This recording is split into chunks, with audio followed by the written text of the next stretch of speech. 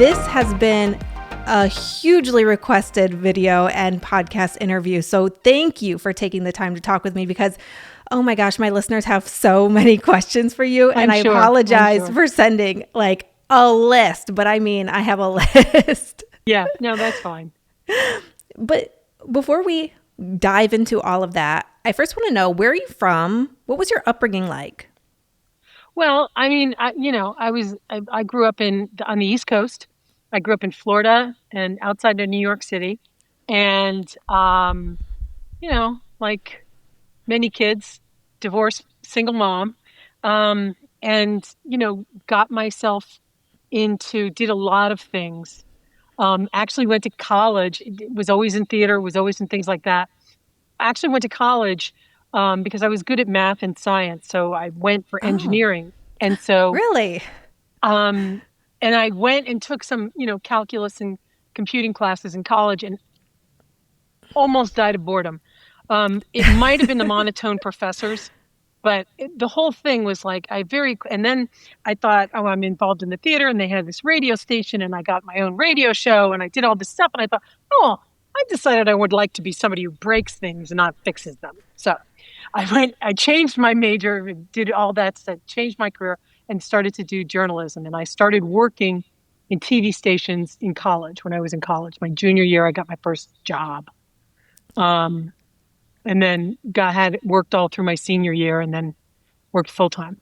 Oh, that's so interesting you say that. So when you were a kid, did you want to do something more related to math and sciences? No, I really was always more of a theater kid. So, okay. I just had, I just was good at it. And I just had a math teacher in high school who pulled me aside as a woman and said, you should really pursue this. You can do this.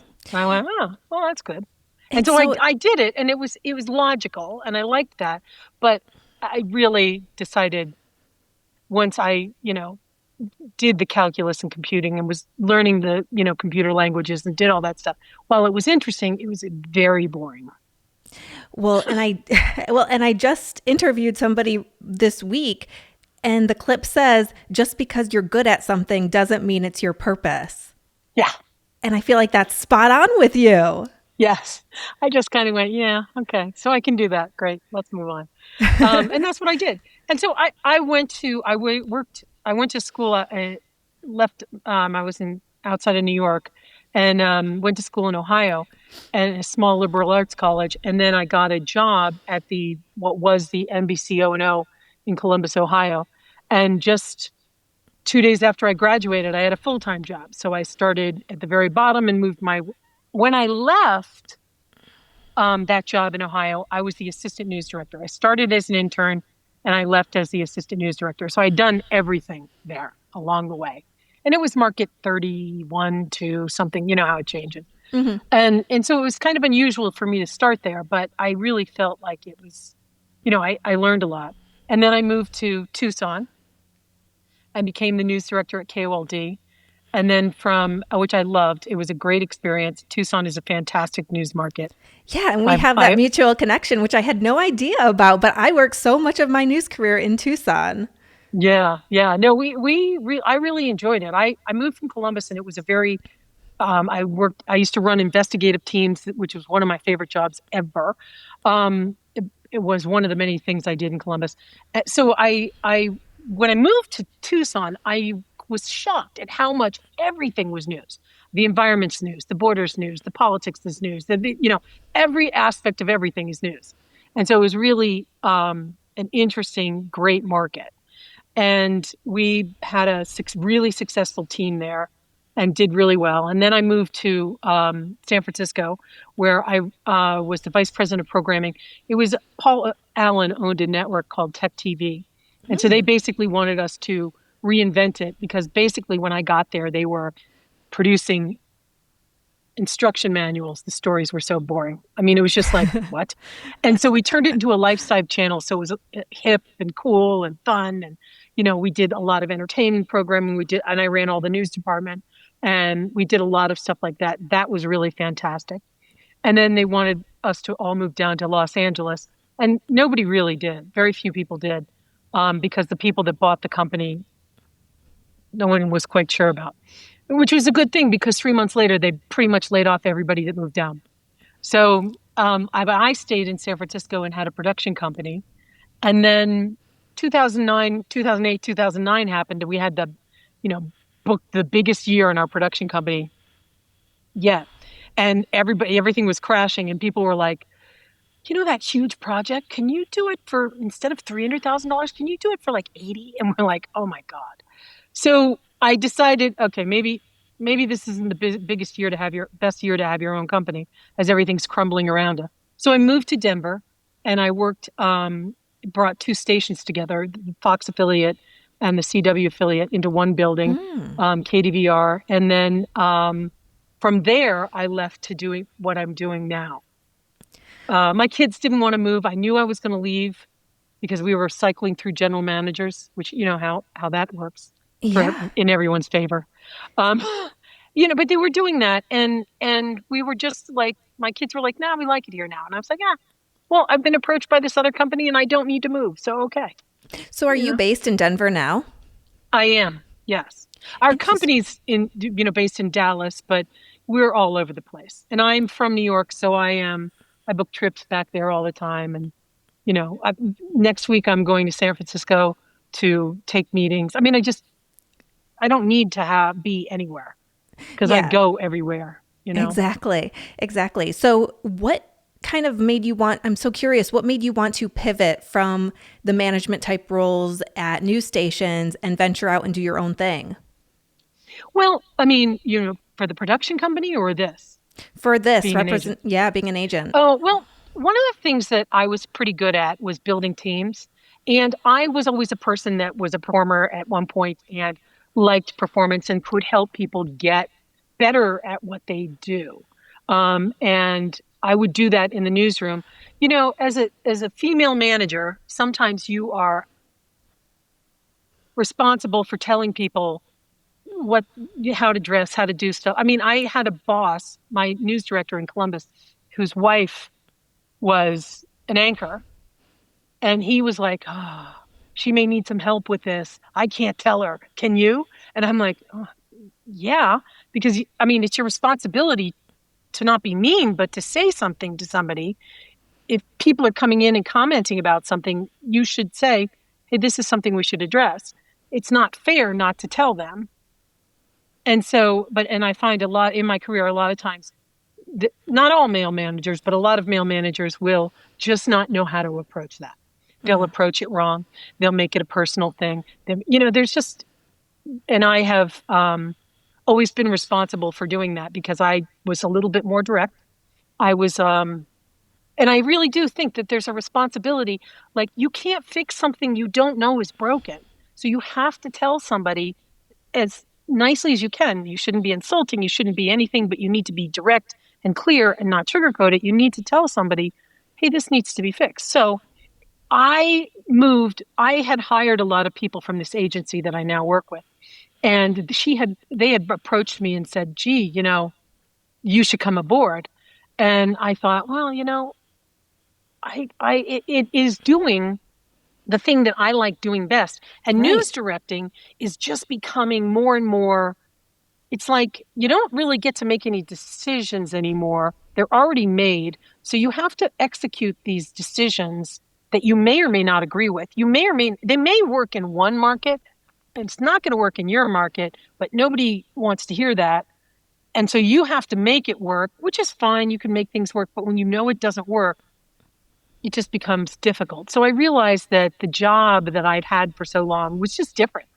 And you didn't need to pay somebody like me so much money to essentially be an EP.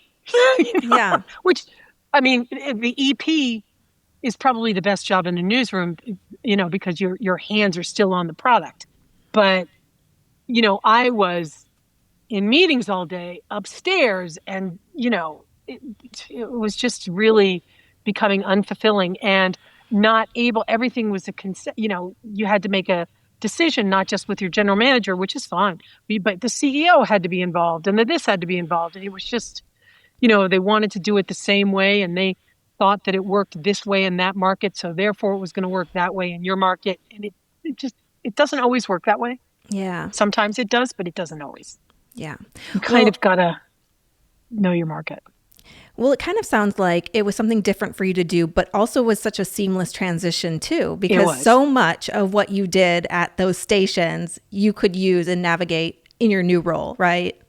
Absolutely. I mean, I feel like it was the best part of what I used to do as a news director. I was doing it. I used to negotiate all the contracts too. I used to negotiate the contracts for the weather system. I used to negotiate all the talent contracts. I used to do all that stuff. And one by one, those things get pulled away. And well, the GM would negotiate the weather system we would do, or the chief engineer, or the something. And so all these things that I liked doing were all here.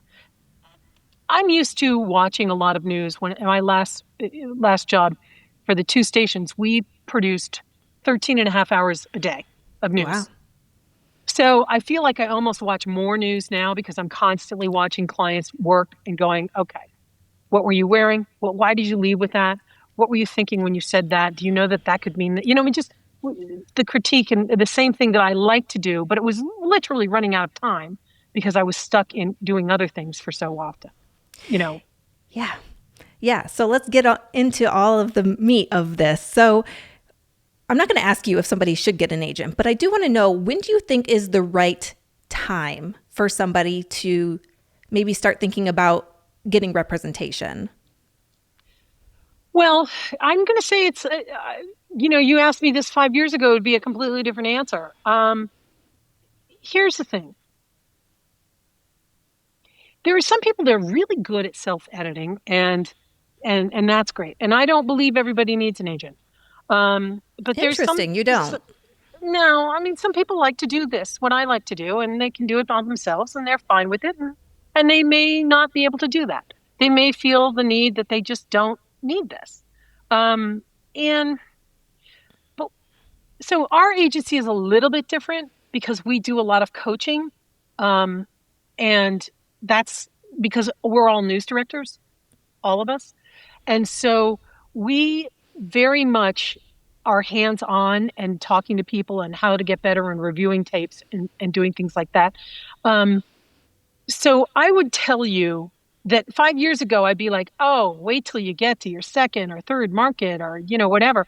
And now I'm seeing people come to me earlier because they don't get any feedback. They are stuck doing what they're doing. They don't know how to get better. Nobody's telling them how to get better.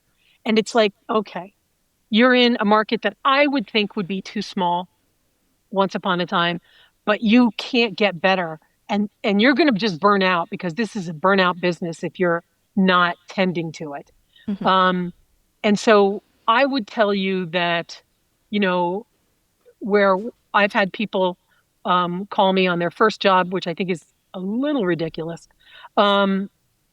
Second job is not out of the question. When you land your second job and you're like, I don't want to be here forever and I want to actively work on making my career go in this direction. And you figure out quickly that a news director does not have the bandwidth. It doesn't mean they're not good at it too. They just don't physically have the time. So they can't do it. And so that means you don't get any feedback. And what happens so often in a newsroom where we're all doing more with less is that the squeaky wheels are getting the attention. Not that they're getting the critiquing and the improvement. They're getting the attention, which is just attention being pulled away from somebody who's working hard and wants feedback on how to get better. They just don't get that. Mm-hmm. And so that's what we do. We kind of look at it and go, okay, here's how we're going to do this. Here's what you need to do.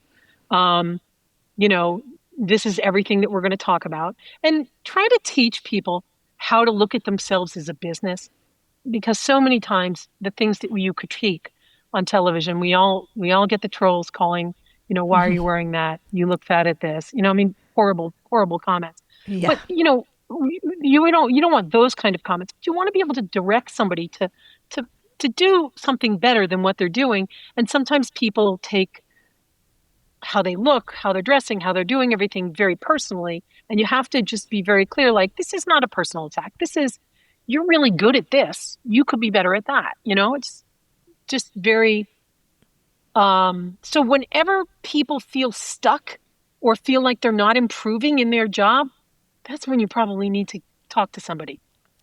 Yeah. And that is sooner than it was. Yeah. So if somebody is thinking about getting an agent or getting a new agent and they know that their contract is going to be coming up, how far in advance of their contract coming up should they reach out to an agent, or is it just as soon as possible? As soon as possible. I like to work with people for a year. But that Okay. means, but 6 months is doable. But I like a year. I like to take a look at the reel because we'll put together their reels. We will work with them, get the material better, and then put something together and then start blasting them out, 6 months or so out.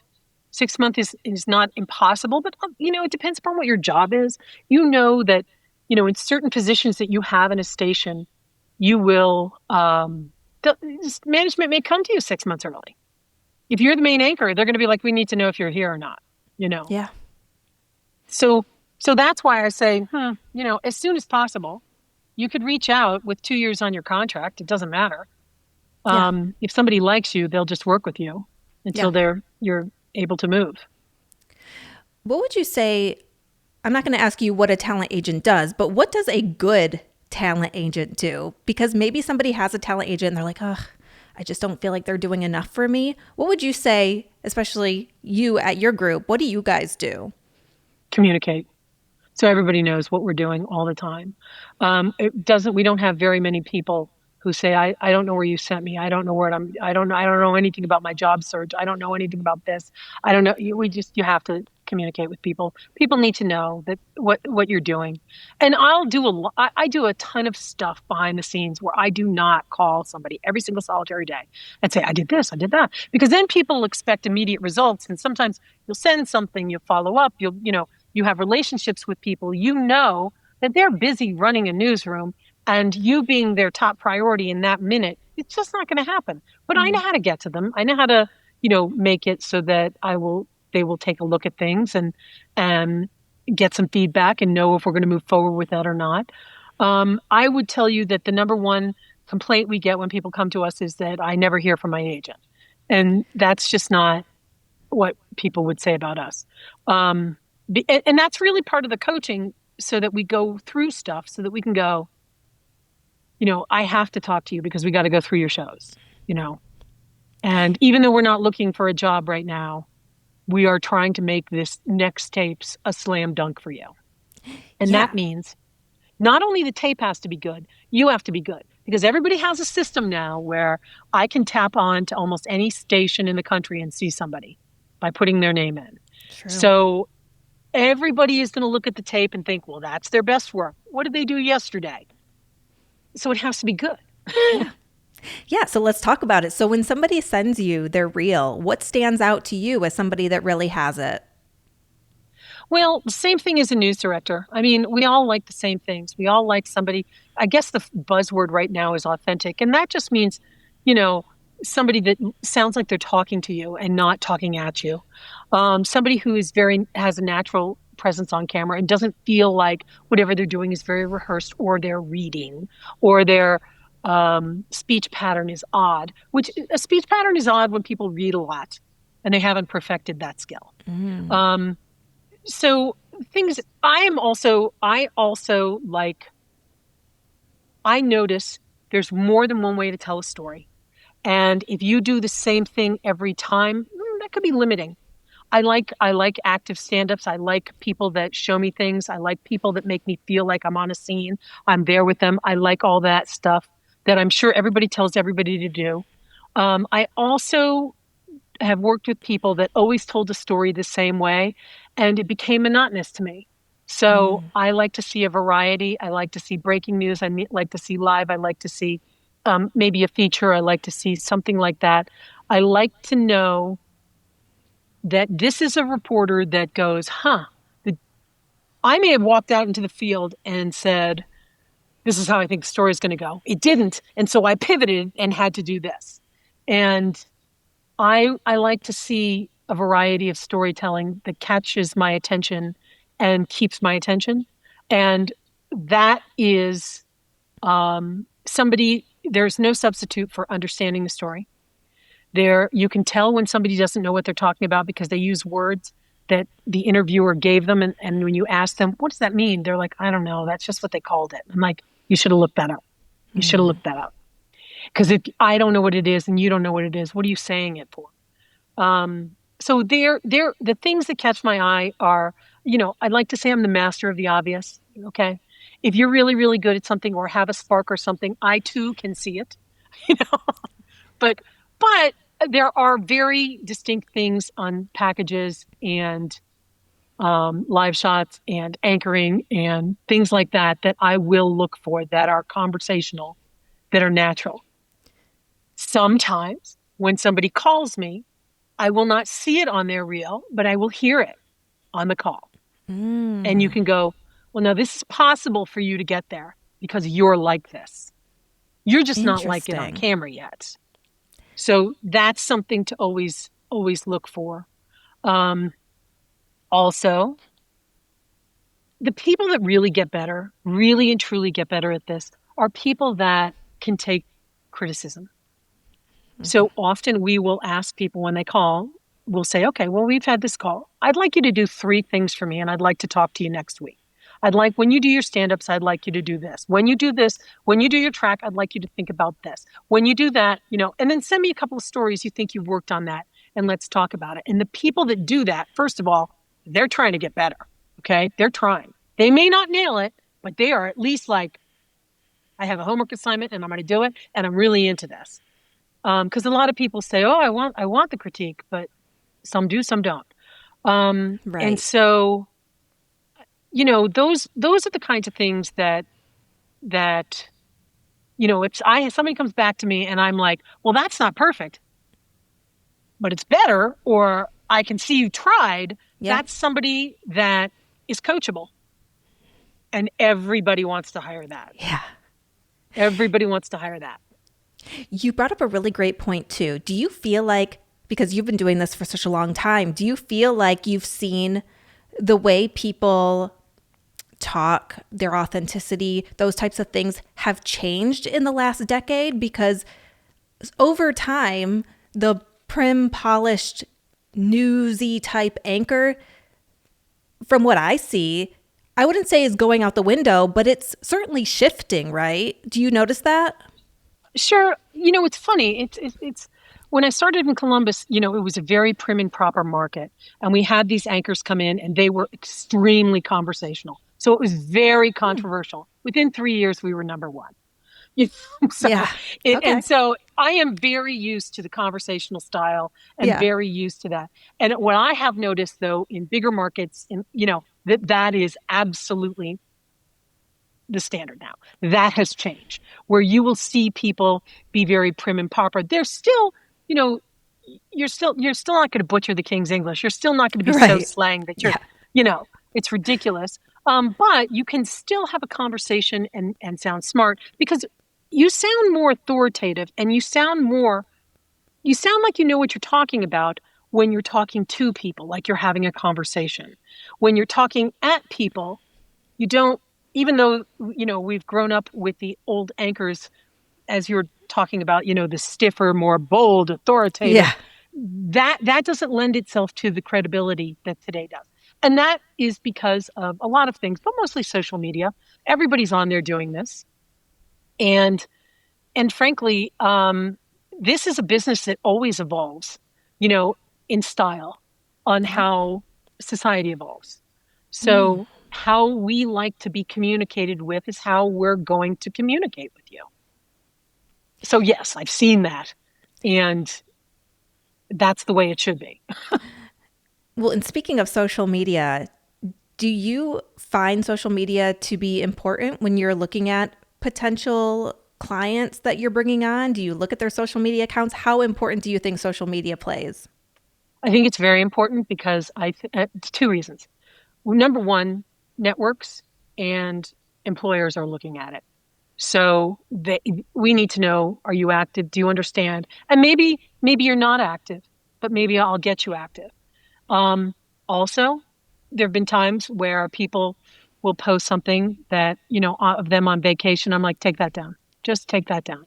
It's my private account. There is no such thing. There's no such thing. Stop pretending there is. Everybody can see it somehow. And you have now gotten your market seeing you in a bathing suit doing something. I mean, what are you doing? It's not private. So I do think it's important. I think it's scary too, because social media is, there's so much disinformation out there that if we don't get people with real information on it and pushing forward their stories, then we're going to fall behind the eight ball here. Not that we haven't, but I do think it's important. It is a skill people need to understand, come up, and work on. And they can do it on a level that they're comfortable, because not everybody wants to put their kids there. Not everybody wants to have their personal life over there. And there's ways to do it all. It's just a matter of engaging with people. And are ways to do it to find your comfort level. But it is something that will become a reality. And you may not get a job because you're not into it. Somebody else is. And is that the reason you don't want the job? Yeah. Are there any common mistakes that you see journalists making when they come to you or come to looking for representation?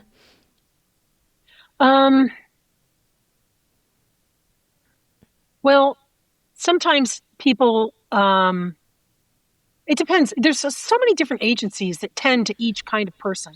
You just have to find the right one for you.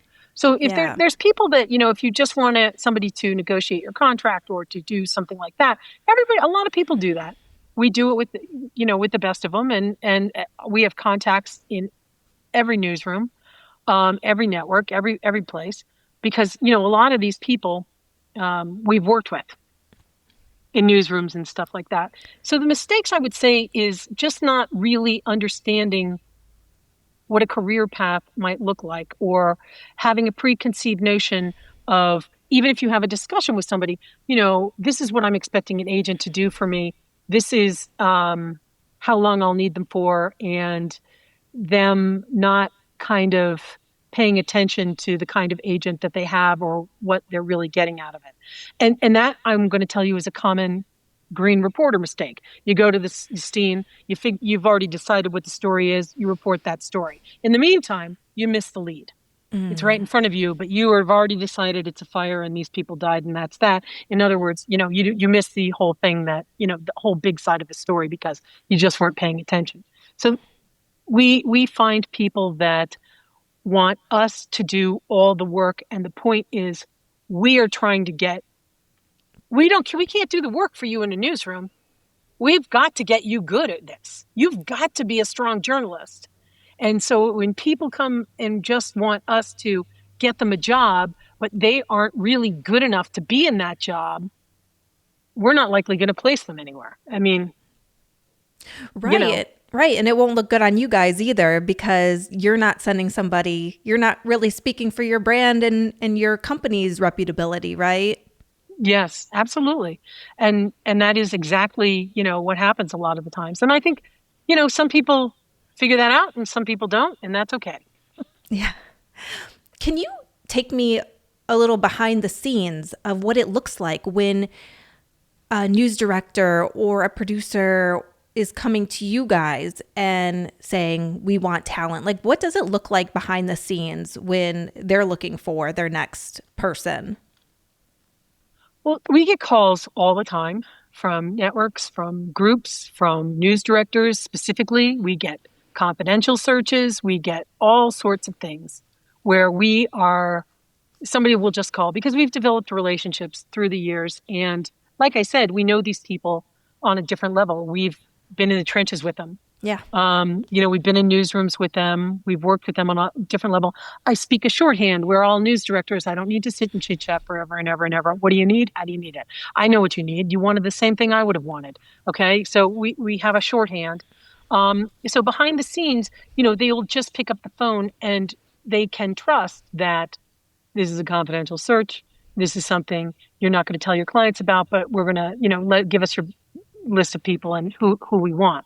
We generally will talk. We'll have morning and afternoon meetings, and we talk in the morning and afternoon meeting about what are the big jobs, who are the best people for it. If we have somebody that's in that station and wants the job, we have a policy where we have to hold off until we get an answer on that client. That client is in that newsroom, wants that job. We're not sending people until we know that news director has said, I don't want them to have the job. Okay. At that point, we'll send clients, but not until that point. Because it's just, I guess our philosophy is I'll treat a news director the way would have wanted to be treated as a news director. I don't like lists of 20. We don't send out long lists of stuff unless we're asked for that. We do get asked. Send me everybody who's up this year. Send me everybody who's, we do get asked for that, in which case we'll honor that. But in general, we talk about, hey, this person's in the newsroom. They're first. Okay, they don't want them. Who else do we have?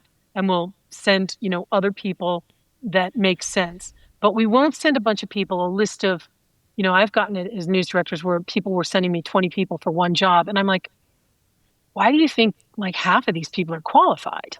They're not. Yeah. I'm just, what's the point of having an agent? I'm just going to put you in the bin with everybody else and go through it at my leisure, and there's no point. So we try to vet that very carefully because we try to stay out of competition with ourselves. It's going to happen, but that's the goal.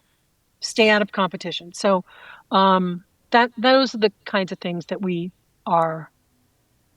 look at and that we try to be fair, honest, and we think represents everybody the best. Do you feel like there's a common thread that news directors and producers are looking for, like that they're concerned about when they come to you? Anything? Well, a lot of people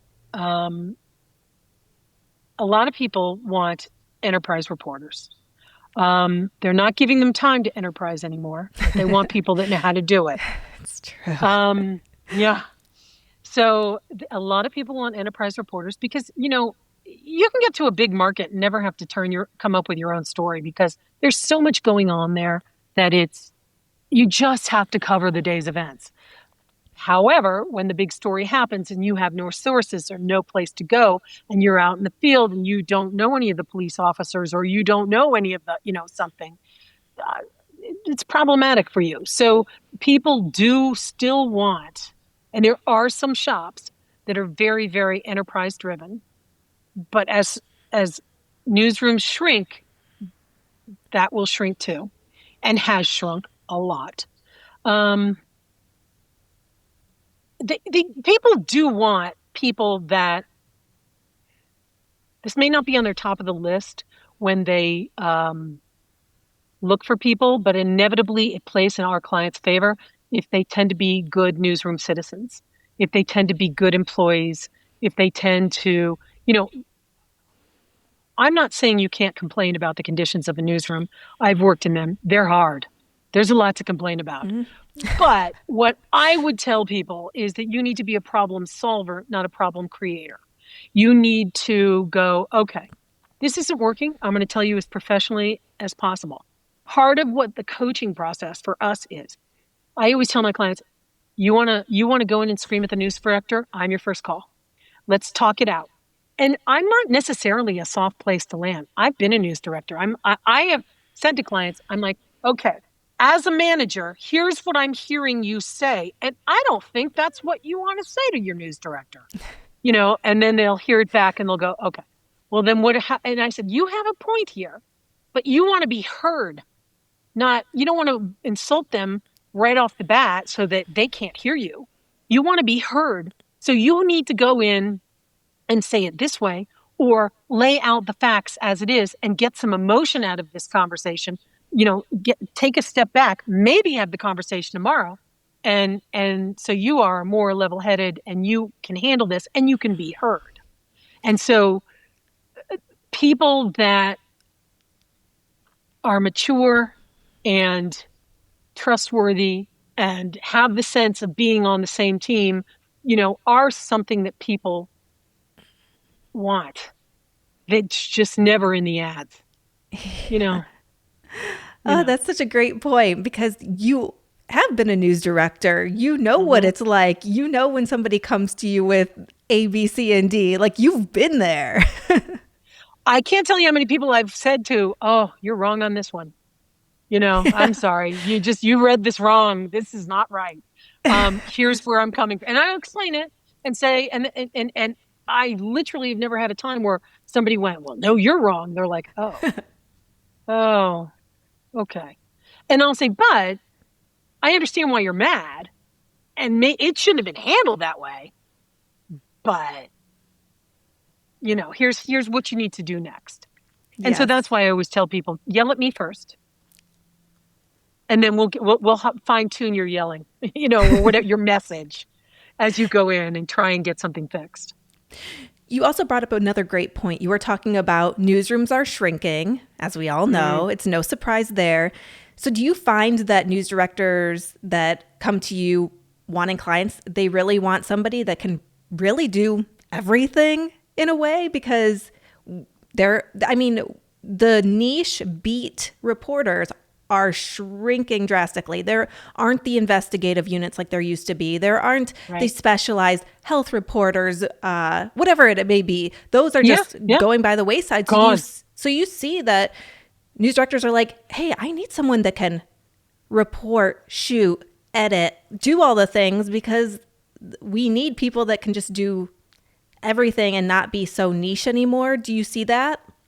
Oh, yeah. And even on a network level. I mean, there are definitely, CBS, for example, has correspondents that shoot and edit. Wow. It just is a fact. And so when somebody tells me I don't want to do that anymore, I'm like, there's 1 or 2 companies where maybe 3 where that's not going to happen. And even then they're going to sneak some in. So there's going to be some people there. So, and look, who doesn't want to work with a photographer? I do. I love it. Yeah. But I can do an edit too. So, and I've written whole shows in edit where I'm like, well, let me just see how the video looks. Okay, that's what I'm going to write. It's fun. Everybody can do it. And you have to kind of embrace the technology. And there are some downsides to it. I don't like people MMJing by themselves at night. I don't think there's a level of not safety. I had a client, I was shocked. She was in New York City and she was an early morning reporter. And she was all by herself at 3 a.m. I'm like, you can't do this. This is crazy. I'm all for MMJing, but, don't send people alone out there with expensive equipment in cities where people are just going to rob you and possibly hurt you. Yeah. It just doesn't make any sense. But look, when we work with meteorologists, I'm going to say there's probably no meteorologists that we have in our company that don't know how to report, that don't know how to go and do live shots for hours, can be in any hurricane, can turn a package on whatever. Does it have to be about weather? No, it should be. But, I've been a news director where my sports guy was the closest to a huge fire. And I'm like, you're live at 5. Go. You're there. We're not going to get it any other way. And he could. And he did.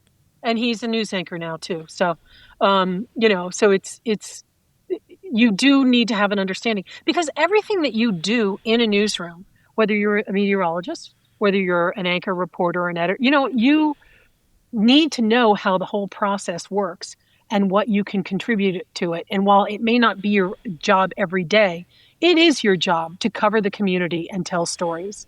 And you should have some interest in doing that.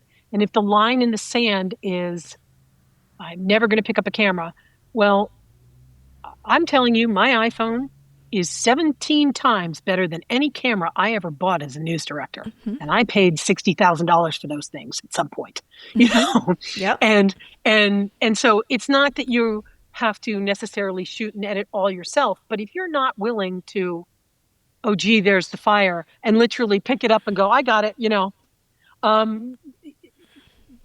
that's what's going away. And I think it's really a perception. Some people look at it as a loss of control, and maybe that's not an unfair argument, but other people look at it like, look, this is the job that needs to get done in this community, in this kind of environment. Let me do it as best I can. If I decide I don't like it anymore, fair enough. Mm-hmm. I don't have to do it. But what people are looking for is the willingness.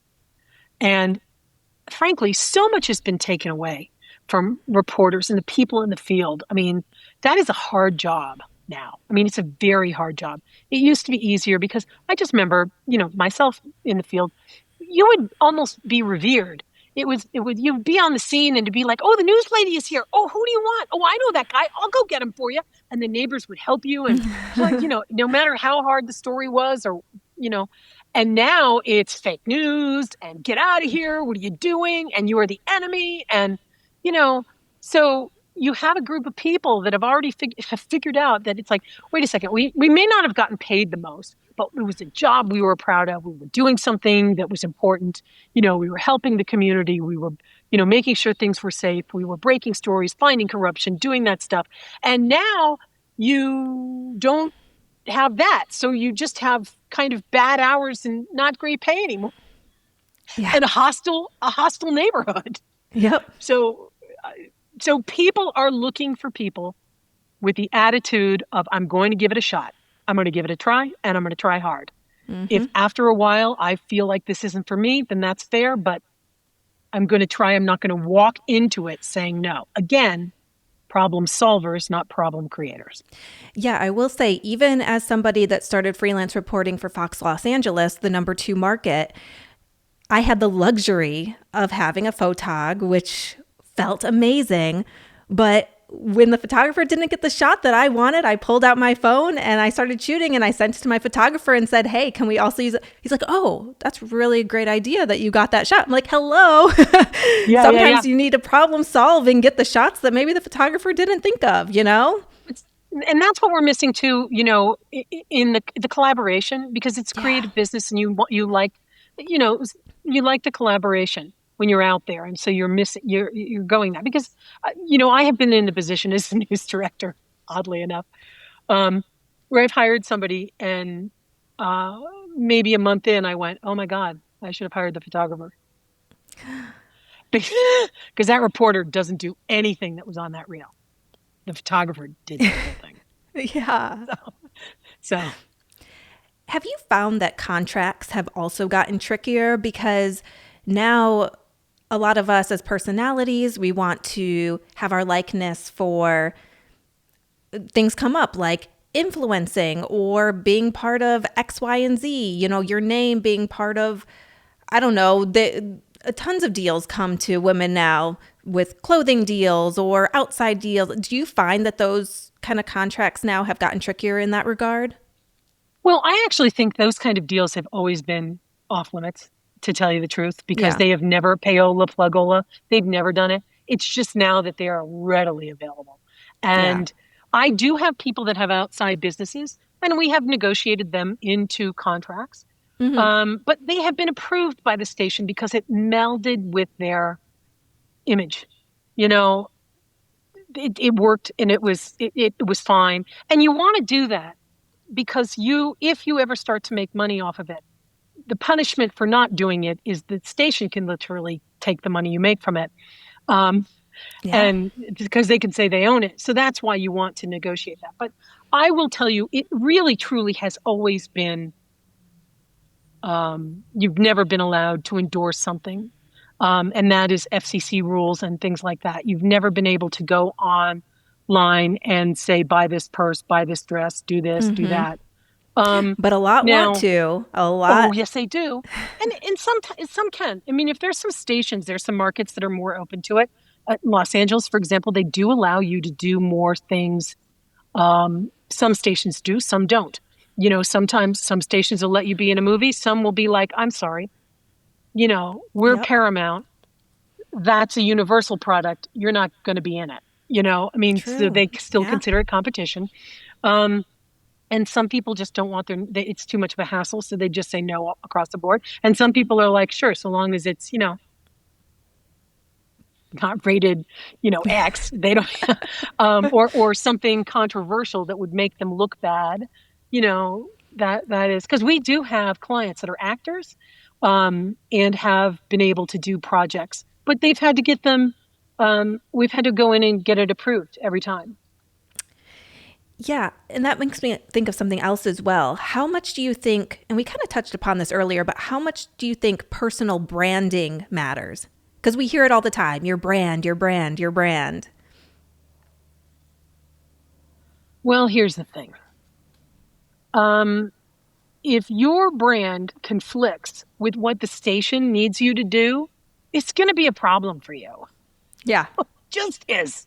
So, are you going to organically come up with a brand because you're doing your job well? Sure. That's why a lot of Yeah. people have left networks and been able to go on Substack, and have very successful podcasts and things like that because they were national figures.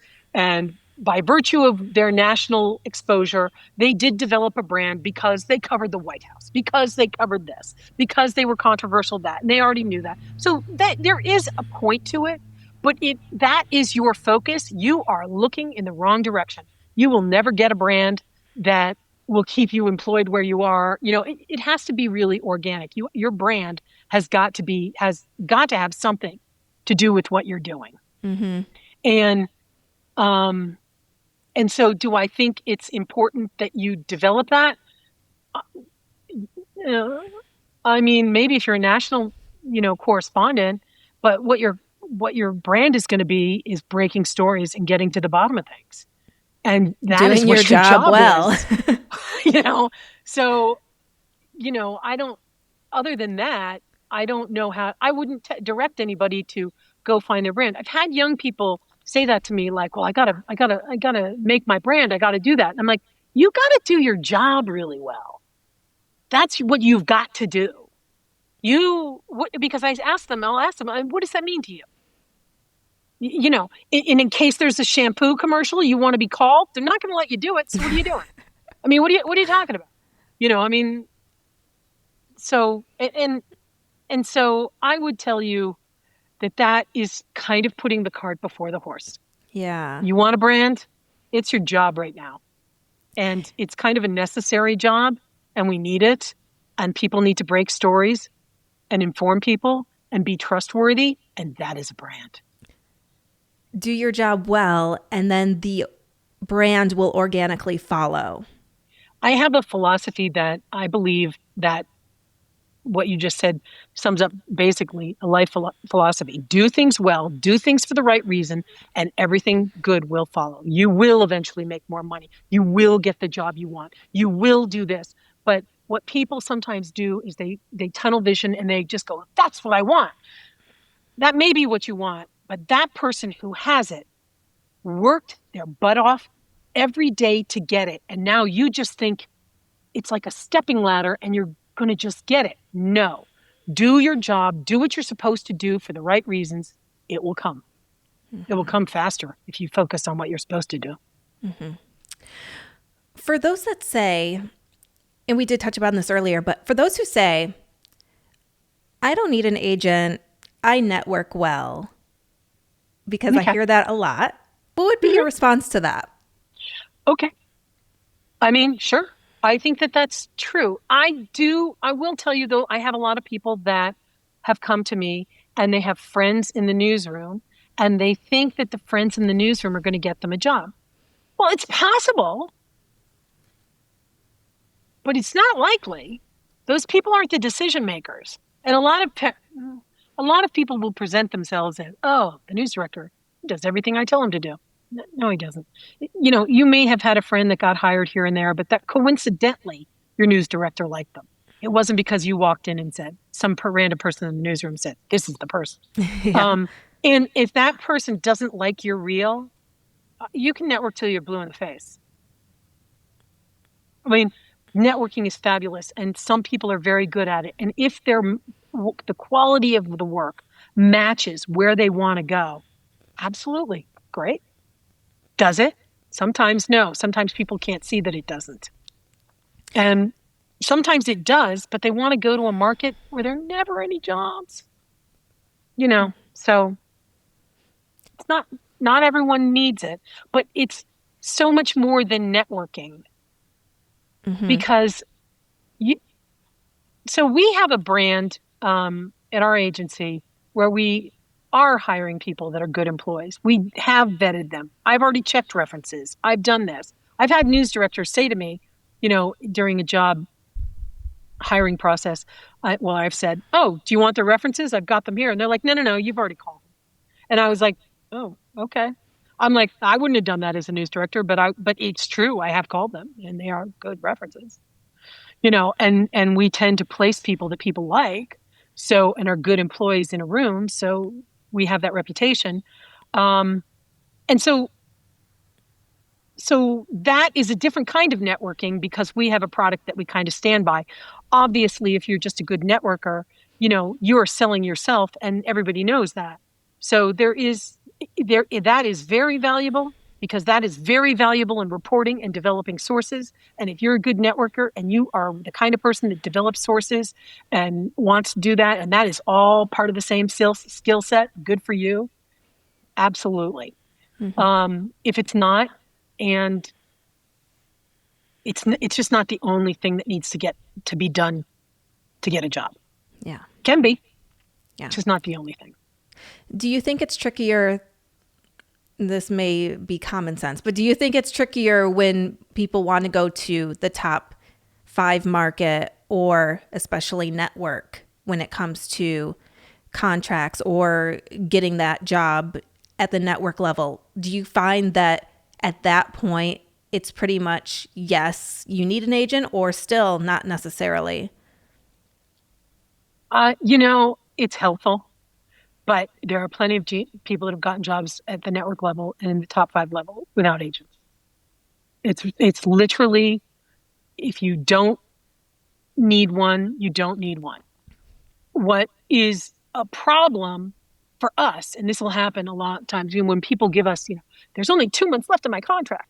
It's like, it's you, and you want to go to 2 markets, and you've tried it, and it's not working. It's not working for you because your reel's not showing that you can do it. It's not working.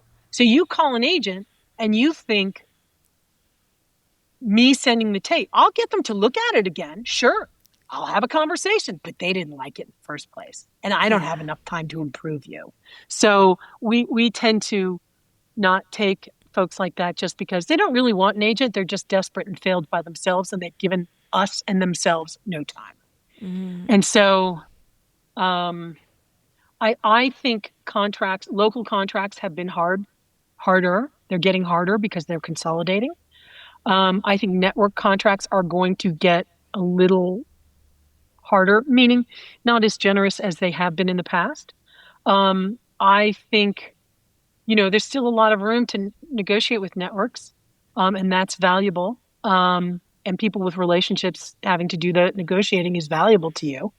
But I also, I know that there have been a couple of local stations that have groups that have had things in their contract that were just hideous. And we've complained and had other people complain. And finally they got rid of them because they were, borderline illegal. I mean, if you went to court, it would never hold up. But, they were like, we don't care.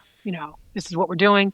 And that is, there's a tone of scaring you into, you must do this. You're at our mercy, And so the idea of this kind of being an equal contract on a local level, they can get rid of you at any time with a certain amount of notice, but you can't leave.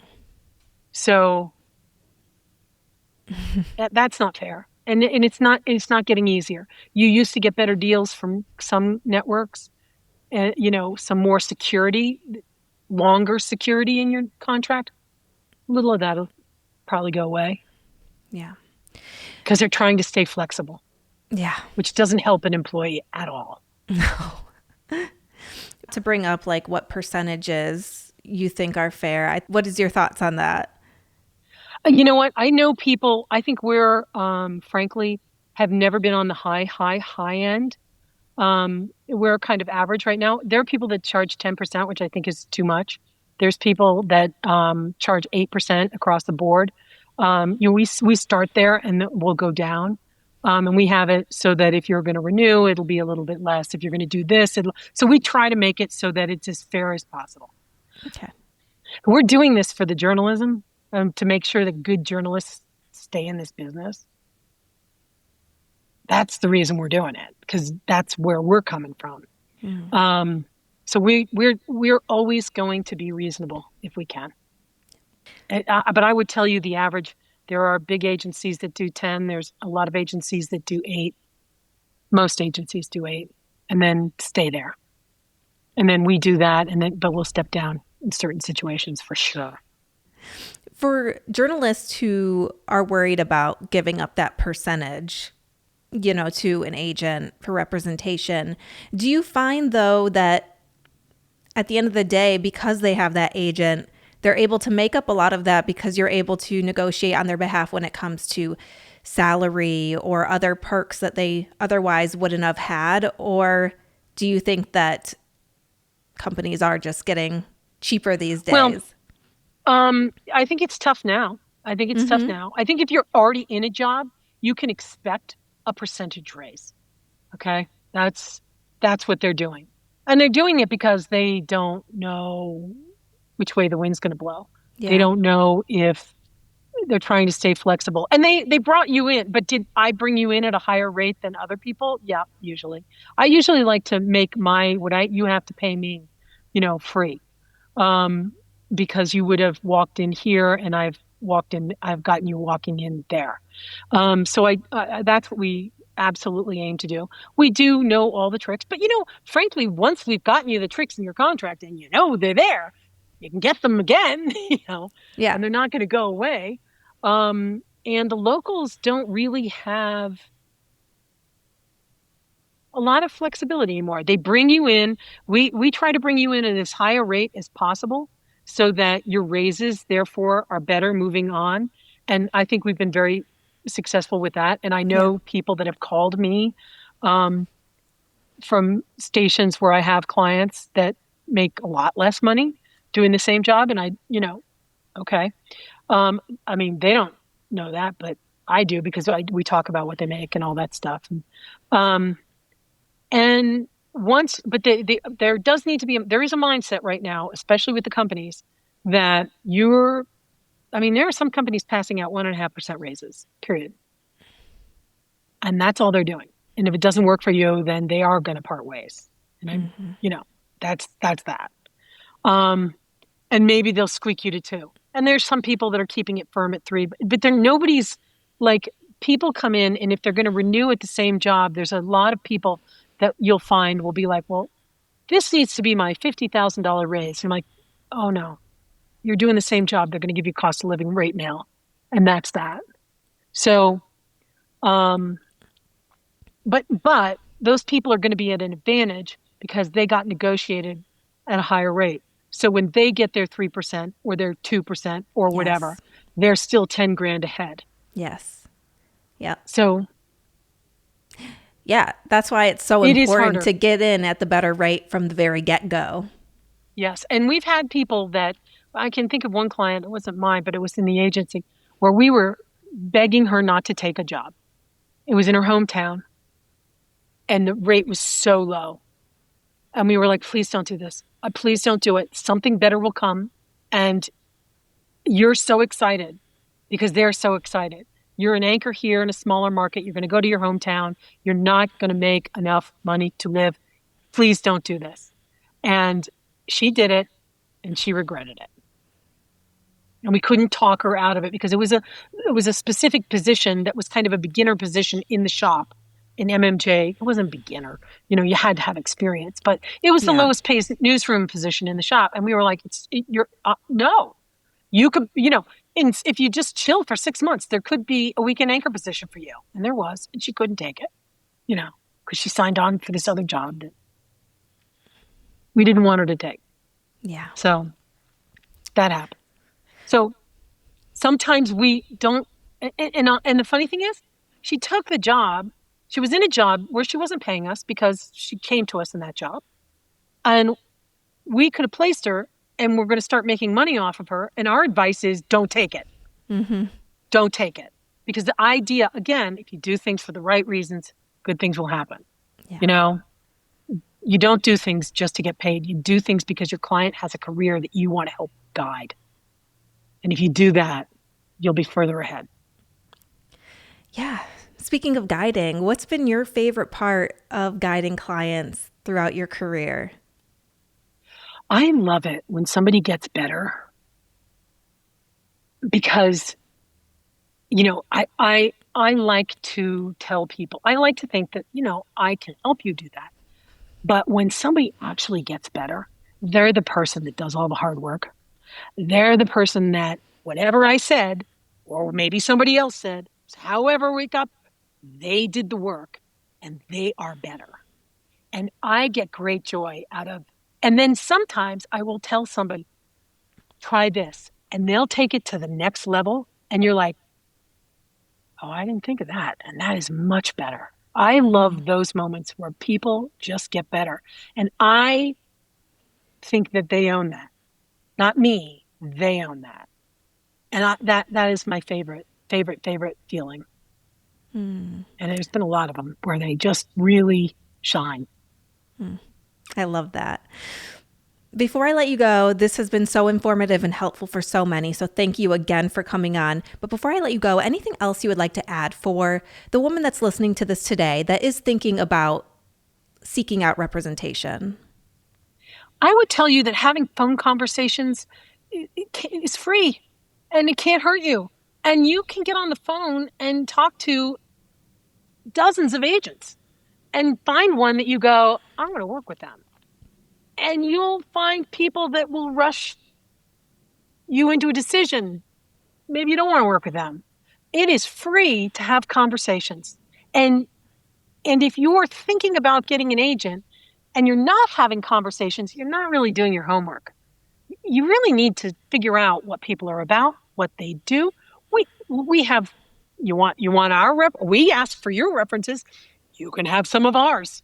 It's fine. Talk to clients, get a feel for this. But if you're thinking about it, just try. It's free and it won't hurt you.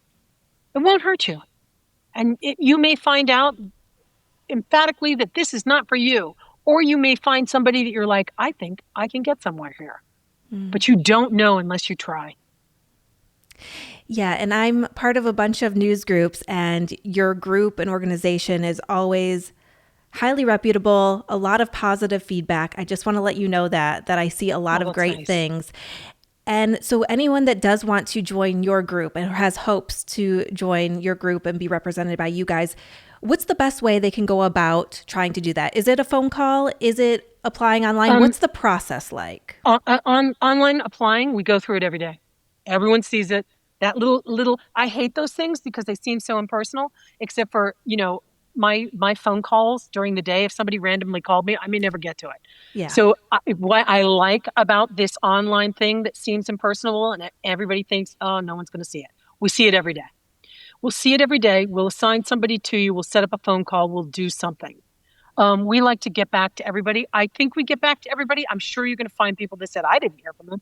But that would be a mistake as opposed to, something that we meant to do. So I would say there is a form that I've gotten back to people and said, look, we don't do what you want us to do. You want to, we've had people from Canada, from different places that, wanted us to sponsor that and we're like, we don't do that. So I'll at least get back to you and say, hey, this isn't going to work for this reason. Or you want to be an expert in this and that's not really what we kind of do. Or, we don't do a lot of sports. We just don't because, every time I do a sports person, inevitably in network, I'll get in touch with them and they'll talk to me and they'll be like, yeah, he's great. Do you represent any former players or coaches?